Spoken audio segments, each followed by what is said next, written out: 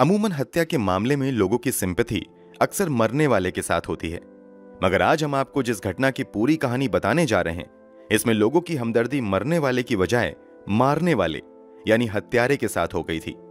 जब केस की सुनवाई के दौरान यह हत्यारा कोर्ट में जाता है तो इसके पीछे हजारों लोगों की भीड़ चलती थी।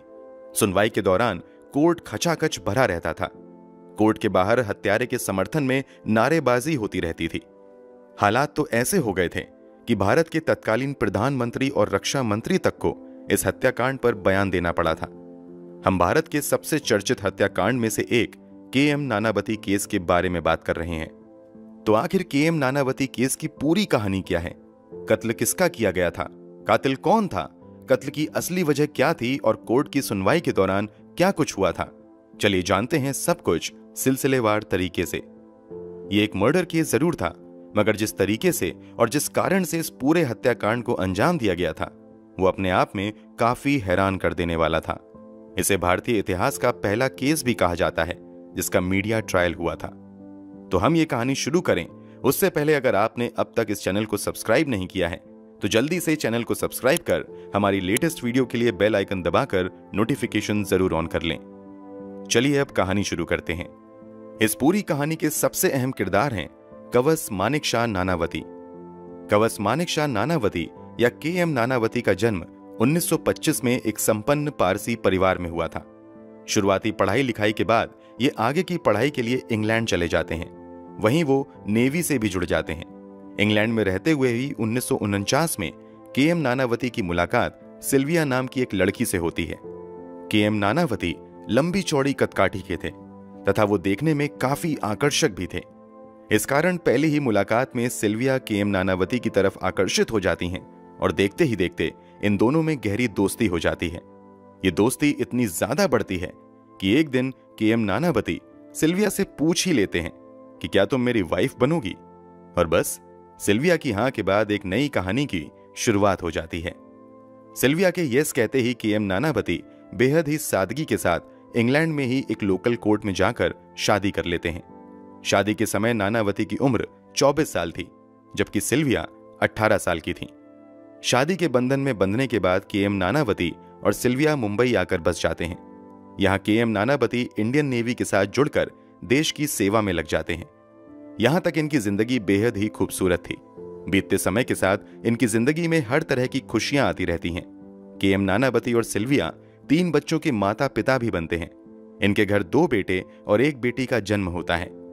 क्योंकि के.एम. नानावती भारतीय नेवी में थे और उस समय के सबसे काबिल अफसर में गिने जाते थे, इस कारण बीतते समय के साथ इंडियन नेवी में उनका कद भी बड़ा हो गया था। इस कारण वो ज्यादातर अपनी ड्यूटी पर ही रहते थे और अधिक जिम्मेदारी की वजह से परिवार को बहुत कम समय दे पाते थे। फिर भी इन दोनों में काफी प्यार था और ये पूरा परिवार एक खुशहाल जिंदगी जी रहा था। ये बात 1959 की है। के.एम. नानावती की पोस्टिंग INS मैसूर पर थी तथा नेवी में वो सेकंड इन कमांड के पोस्ट पर थे। एक लंबी पोस्टिंग के बाद 18 अप्रैल 1959 को नानावती अपनी ड्यूटी से छुट्टी मिलने के बाद मुंबई स्थित अपने घर पर आते हैं। इस बार घर आने पर नानावती को घर का माहौल काफी बदला बदला लगता है। इन दोनों की शादी को 10 साल हो गए थे, मगर यह पहली बार हो रहा था जब सिल्विया नानावती से दूर रहने की कोशिश कर रही थी। नानावती जब भी कोई बात करने की कोशिश करते, सिल्विया वहां से हट जाया करती थी। सिल्विया की इन हरकतों से नानावती को शक होने लगता है कि सिल्विया की जिंदगी में जरूर कुछ अलग हुआ है, तभी वो दूर रहने की कोशिश कर रही है। इसके बावजूद के.एम. नानावती पत्नी की सभी हरकतों को नजरअंदाज करते हुए रिश्तों को सामान्य बनाने की पूरी कोशिश में लगे रहते हैं। इन सब में कई दिन बीत जाते हैं, मगर रिश्तों में कोई सुधार नहीं आता है। मूड चेंज करने के लिए के.एम. नानावती परिवार समेत फिल्म देखने का प्लान बनाते हैं और 27 अप्रैल 1959 के एक 3 बजे के शो के लिए कुल 5 टिकट ले लेते हैं। सोच ये थी कि शायद साथ में फिल्म देखेंगे तो रिश्तों में बढ़ रही कड़वाहट दूर होगी, मगर जब नानावती फिल्म देखने के प्लान के बारे में बताते हैं तो बात और बढ़ने लगती है। इसी बहस के बीच के.एम. नानावती फाइनली सिल्विया से पूछते हैं कि आखिर तुम्हें क्या हुआ है? तुम मुझसे दूर भागने की कोशिश क्यों कर रही हो? सिल्विया कोई जवाब नहीं देती हैं। के.एम. नानावती अगला सवाल करते हैं कि क्या तुम मुझसे अब भी प्यार करती हो? इस पर भी सिल्विया का कोई जवाब नहीं आता है। अब नानावती का अगला सवाल था, क्या तुम किसी और से प्यार करने लगी हो? सिल्विया इस सवाल के जवाब में भी खामोश रहती हैं। ये खामोशी केएम नानावती को कम से कम इस बात का जवाब दे ही देती हैं कि अब सिल्विया किसी और से प्यार करती हैं। इसी के बाद नानावती सिल्विया से पूछते हैं, क्या वो आहूजा है? आहूजा का नाम सुनते ही सिल्विया हां में सर हिलाती हैं। सिल्विया के हां कहते ही नानावती एकदम से शॉक्ड रह जाते हैं और बिल्कुल खामोशी के साथ कुछ मिनट तक वहीं पर बैठे रहते हैं। आखिर ये आहूजा कौन था जिसके बारे में केएम नानावती ने सिल्विया से पूछा था? आहूजा का पूरा नाम प्रेम भगवान दास आहूजा था, जो सिंधी समुदाय से आते हैं। प्रेम आहूजा का भी संबंध एक अमीर घराने से था तथा आहूजा खुद भी कई तरीके के बिजनेस को हैंडल करता था। मुंबई में रहने के दौरान ही प्रेम आहूजा तथा केएम नानावती की दोस्ती हुई थी। धीरे धीरे इन दोनों की दोस्ती बढ़ती चली जाती है और दोनों एक दूसरे के घर आना जाना भी शुरू कर देते हैं। वैसे तो दोस्ती केएम नानावती तथा प्रेम आहूजा के बीच थी, मगर जब केएम नानावती वापस अपनी ड्यूटी पर चले जाते हैं तब भी प्रेम आहूजा का नानावती के घर पर आना जाना जारी रहता है, क्योंकि शुरुआती कुछ ही मुलाकात के बाद नानावती की पत्नी सिल्विया का झुकाव प्रेम आहूजा की तरफ हो जाता है और देखते ही देखते सिल्विया आहूजा से प्यार करने लगती हैं। अब जबकि सिल्विया ने अपने पति के सामने प्रेम आहूजा से अपने प्रेम का इकरार कर लिया था, ऐसे में नानावती कुछ देर की खामोशी के बाद सिल्विया से कहते हैं कि मैं भी आहूजा से मिलना चाहता हूं। ये कहकर वो फिर खामोश हो जाते हैं। फिर थोड़ी देर बाद नानावती कहते हैं, तुम्हारे बगैर रहने से अच्छा है कि मैं खुद ही आत्महत्या कर लूं। नानावती के आत्महत्या की बात कहते ही सिल्विया तुरंत उन्हें शांत करने की कोशिश करने लगती है और कहती है कि तुम तो इस मामले में बिल्कुल निर्दोष हो। इसी मुद्दे को लेकर अगले कुछ मिनट तक इन दोनों में बातचीत होती रहती है और इसी बातचीत के दौरान अंत में केएम नानावती एक बार फिर से सिल्विया को कहते हैं कि अगर तुम प्रेम आहूजा को भूल जाओ तो हम अभी भी साथ रह सकते हैं। इस पर सिल्विया कुछ भी नहीं कहती हैं और बिल्कुल खामोश रहती हैं। सिल्विया की इस खामोशी में भी कहीं ना कहीं एक जवाब छिपा हुआ था, जिसे केएम नानावती समझ जाते हैं और सिल्विया से आखिरी सवाल पूछते हैं कि क्या तुम उससे यानी आहूजा से शादी करने वाली हो? क्या वो तुम्हारा और हमारे बच्चों का ख्याल रखेगा? इस पर भी सिल्विया कुछ जवाब नहीं देती हैं। केएम नानावती तथा सिल्विया के बीच ये पूरी बातचीत दिन के लगभग 1 बजे के आसपास हुई थी। इस पूरी बातचीत के होते होते फिल्म देखने का समय भी हो जाता है। इतना सब कुछ होने के बावजूद नानावती फिल्म देखने जाने का प्लान चेंज नहीं करते हैं, बल्कि सभी बातों को खत्म करके सभी को फिल्म देखने जाने के लिए तैयार होने के लिए कहते हैं और फाइनली ये सभी अपनी कार से मेट्रो थिएटर की तरफ निकल चलते हैं, जहां उन दिनों टॉम थंब नाम की फिल्म लगी हुई थी। लगभग 3 बजे के आसपास केएम नानावती अपने 3 बच्चों और पत्नी को लेकर मेट्रो थिएटर के पास पहुंच जाते हैं। प्लान के मुताबिक नानावती को भी फिल्म देखनी थी, मगर थिएटर पहुंचने के बाद नानावती सिल्विया से कहते हैं कि तुम बच्चों को लेकर फिल्म देख लो, मुझे कुछ जरूरी काम से बाहर निकलना है। मैं 6 बजे तक आकर फिर से तुम लोगों को थिएटर से रिसीव कर लूंगा। नानावती के इतना कहने के बाद सिल्विया अपने बच्चों को लेकर थिएटर में चली जाती है, जबकि केएम नानावती अपनी गाड़ी बढ़ाते हुए दूसरे रास्ते पर निकल जाते हैं। ये रास्ता उस ओर जा रहा था जहां समुंदर में आईएनएस मैसूर ठहरा हुआ था। नेवल बेस पर पहुंचने के बाद केएम नानावती उस समय इस शिप पर तैनात अधिकारी से कहते हैं कि मुझे कुछ जरूरी काम से शहर के बाहर जाना है, इसलिए सेल्फ प्रोटेक्शन के लिए मुझे अपनी गन चाहिए। नानावती के इतना कहने के बाद वहां पर तैनात अधिकारी कागजी कार्यवाही करने के बाद नानावती को उनका लाइसेंसी पिस्तल तथा 6 बुलेट एक लिफाफे में बंद करके दे देते हैं। नानावती वहां से बंदूक तथा बुलेट लेने के बाद अपनी गाड़ी प्रेम आहूजा की गाड़ी के शोरूम की तरफ मोड़ देते हैं। जैसे ही नानावती प्रेम आहूजा के शोरूम पर पहुंचते हैं, पता चलता है कि थोड़ी देर पहले ही आहूजा वहां से निकल चुका है। क्योंकि प्रेम आहूजा नानावती का दोस्त भी था, इसलिए नानावती को प्रेम आहूजा के घर के बारे में भी अच्छे से पता था। इसलिए नानावती अपनी गाड़ी मालाबार हिल के नेपियन सी रोड स्थित जीवन ज्योति अपार्टमेंट की तरफ मोड़ देते हैं। इसी जीवन ज्योति अपार्टमेंट के 2nd फ्लोर पर प्रेम आहूजा का फ्लैट था। अभी शाम के लगभग 4:20 हो रहे थे। केएम नानावती अपनी गाड़ी नीचे पार्क करके 2nd फ्लोर पर जाकर दस्तक देते हैं। घर का दरवाजा घर की नौकरानी अंजनी रापा खोलती हैं। अंजनी भी नानावती को अच्छे से जानती थी। नानावती के घर में एंटर करते ही वो समझ जाती हैं कि ये प्रेम आहूजा से ही मिलने आए हैं, इसलिए अंजनी इशारा करते हुए बताती हैं कि प्रेम कमरे में है। ऑफिस से आने के बाद प्रेम आहूजा अभी अभी बाथरूम से नहाकर निकला था और इस समय बदन पर तौलिया लपेटे हुए एक आईने के सामने खड़ा होकर अपने बाल झाड़ रहा था। केएम नानावती सीधे प्रेम आहूजा के कमरे में चले जाते हैं। अचानक से नानावती को अपने कमरे में देखकर प्रेम आहूजा सरप्राइज्ड रह जाता है। प्रेम आहूजा अभी कुछ कह पाता उससे पहले ही नानावती सीधे प्रेम आहूजा से पूछते हैं कि क्या तुम सिल्विया से प्यार करते हो और क्या तुम सिल्विया से शादी करने के बाद उसका और हमारे बच्चों का ख्याल रख सकते हो। जवाब में तुरंत प्रेम आहूजा कहता है कि क्या मैं जितनी औरतों के साथ सोता हूं सभी से शादी कर लूंगा। प्रेम आहूजा की यह बात सुनकर नानावती को काफी गुस्सा आता है और दोनों में बहस होने लगती है। प्रेम आहूजा नानावती से कहता है कि मैं तुम्हें धक्का मारकर यहां से निकाल दूं, उससे बेहतर है कि तुम खुद ही यहां से निकल जाओ। अभी इन दोनों में बहस हो ही रही थी कि तभी नीचे कमरे में बैठी प्रेम आहूजा की बहन मैमी आहूजा को ऊपर के कमरे से तेज आवाज आती है। वो भागते हुए अपने भाई के कमरे में जाती हैं तो देखती हैं कि प्रेम आहूजा नीचे खून से लथपथ पड़ा हुआ है, जबकि वहीं पर केएम नानावती अपनी बंदूक लिए खड़े हैं।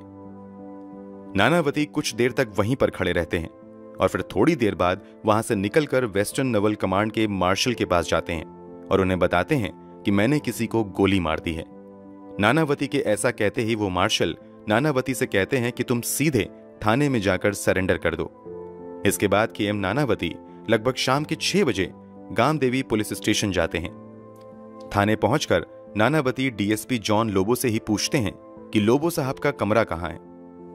जवाब में जॉन लोबो कहते हैं कि मैं ही जॉन लोबो हूं। इस पर नानावती कहते हैं कि मुझे नहीं पता क्या हुआ है, मगर मैंने एक आदमी को गोली मार दी है। अब तक प्रेम आहूजा की मौत की खबर जॉन लोबो तक आ चुकी थी, इसलिए जवाब में जॉन लोबो कहते हैं कि हां, मुझे पता है, वो आदमी मर चुका है। प्रेम आहूजा की मौत की खबर सुनते ही नानावती बिल्कुल खामोशी से वहीं पर बैठ जाते हैं। चूंकि नानावती अभी पूरी यूनिफॉर्म में थे तथा सीधे नेवल बेस के बड़े अधिकारी से पुलिस थाने में नानावती के बारे में पहले ही फोन आ चुका था, इसलिए पुलिस अधिकारी नानावती से बड़े ही तमीज के साथ पेश आते हैं।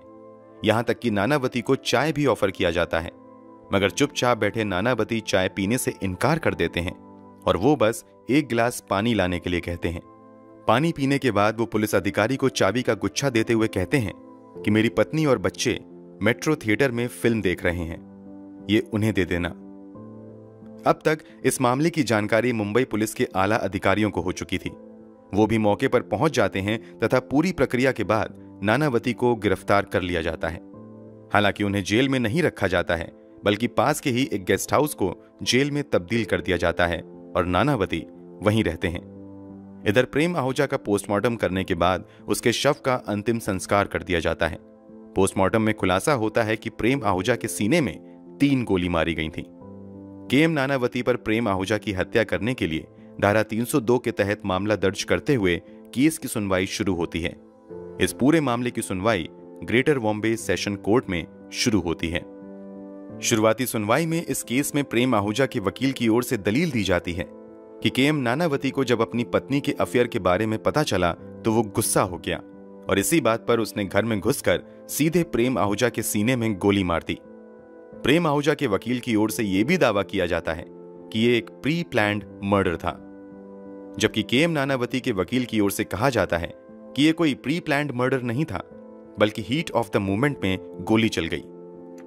नानावती के वकील की ओर से दलील दी जाती है कि प्रेम आहूजा और सिल्विया के प्रेम प्रसंग के बारे में पता चलने पर केएम नानावती प्रेम आहूजा से अपनी पत्नी तथा बच्चों के भविष्य के बारे में बात करने गए थे। नानावती प्रेम आहूजा से सिल्विया से शादी के बारे में पूछते हैं। इस पर प्रेम आहूजा कोई सटीक जवाब नहीं देता है, बल्कि नानावती से बदतमीजी करने लगता है। इसी बात पर दोनों में तेज बहस होने लगती है और हाथापाई की नौबत आ जाती है। नानावती के वकील के मुताबिक इसी हाथापाई के दौरान नानावती के हाथ से उनका वो लिफाफा गिर जाता है जिसमें उनकी बंदूक थी। बंदूक के नीचे गिरते ही प्रेम आहूजा बंदूक उठाने के लिए लपकता है, मगर उससे पहले नानावती खुद ही अपनी बंदूक उठा लेते हैं। इसके बाद प्रेम आहूजा नानावती से बंदूक छीनने की कोशिश करता है। इसी छीना झपटी में गलती से नानावती से गोली चल जाती है, जिससे प्रेम आहूजा की मौत हो जाती है। नानावती के वकील इस हत्या को गैर इरादतन हत्या का मामला बताते हैं। अब पूरा मामला ऐसा हो गया था कि अगर यह प्री प्लान्ड मर्डर साबित होता तो नानावती को उम्र कैद की सजा हो सकती थी, जबकि अगर यह गैर इरादतन हत्या का मामला साबित होता तो फिर अधिकतम 10 साल की सजा नानावती को मिल सकती थी। कोर्ट में इस पर सुनवाई शुरू होती है और कुछ ही सुनवाई के बाद इस केस की सुनवाई के लिए जूरी मेंबर बैठा दिए जाते हैं। जूरी मेंबर के बारे में आपको बता दें कि ये जूरी मेंबर्स कोई जज नहीं होते हैं, बल्कि समाज में अच्छी पकड़ रखने वाले लोगों को बतौर जूरी बैठाया जाता है और वही पूरी सुनवाई के बाद अपना फैसला देते हैं। अमूमन जो जूरी मेंबर्स का फैसला होता है वही कोर्ट के जज का भी फैसला होता है। इस केस की सुनवाई के लिए कोर्ट की ओर से 9 जूरी मेंबर्स चुने जाते हैं। 9 में 2 पारसी समुदाय के, 2 क्रिश्चियन समुदाय के तथा 5 हिंदू समुदाय के जूरी मेंबर्स थे। अब तक इस मामले की खबर मीडिया में भी लग चुकी थी तथा अखबारों ने अपने अपने हिसाब से खबर चलाना शुरू कर दिया था। उन दिनों मुंबई में एक वीकली अखबार निकलता था।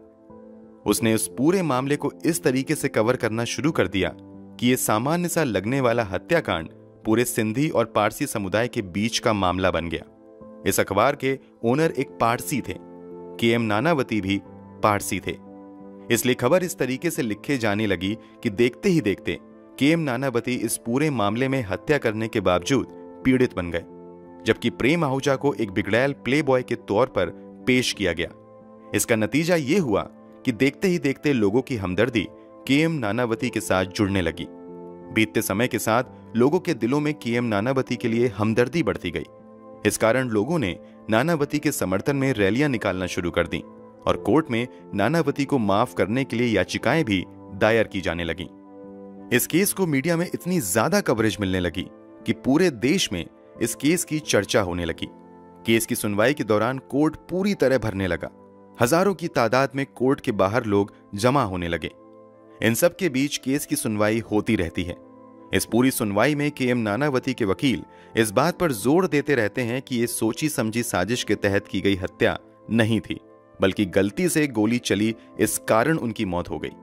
जबकि प्रेम आहूजा के वकील की ओर से यह दलील दी जाती है कि अगर इन दोनों में झगड़ा हुआ होता तो जाहिर सी बात है कि प्रेम आहूजा के बदन पर जो तौलिया लपेटा हुआ था वो जरूर खुलकर गिर जाता है। इसके अलावा के.एम. नानावती के यूनिफॉर्म पर भी खून के धब्बे जरूर होते, मगर के.एम. नानावती के शरीर में खून का एक धब्बा भी नहीं है, जो इस बात का सबूत है कि नानावती ने दूर से खड़े होकर सीधा निशाना लगाकर गोली चलाई, जिससे प्रेम आहूजा की मौत हो गई। प्रेम आहूजा के वकील की ओर से यह भी दलील दी जाती है कि अगर गोली गलती से चलती तो एक गोली चलती, जबकि पोस्टमार्टम के मुताबिक प्रेम आहूजा पर 3 गोलियां एक के बाद एक चलाई गईं। इन सभी दलीलों के बावजूद जूरी मेंबर्स द्वारा पूरी सुनवाई के बाद एक हैरान कर देने वाला फैसला लिया जाता है। पूरी सुनवाई खत्म होने के बाद फाइनली जूरी मेंबर्स द्वारा 8-1 के अंतर से फैसला सुनाते हुए इस पूरे मामले में के.एम. नानावती को निर्दोष करार दे दिया जाता है। मतलब 9 जूरी मेंबर्स में से 8 मेंबर्स ने माना कि गोली गलती से चली, जिसमें नानावती की कोई गलती नहीं थी, जबकि एक जूरी मेंबर्स का मानना था कि के.एम. नानावती ने जानबूझकर पूरे होशो हवास में गोली मारी है। जूरी मेंबर्स के इस फैसले के बाद पूरे कोर्ट परिसर में जश्न का माहौल हो जाता है।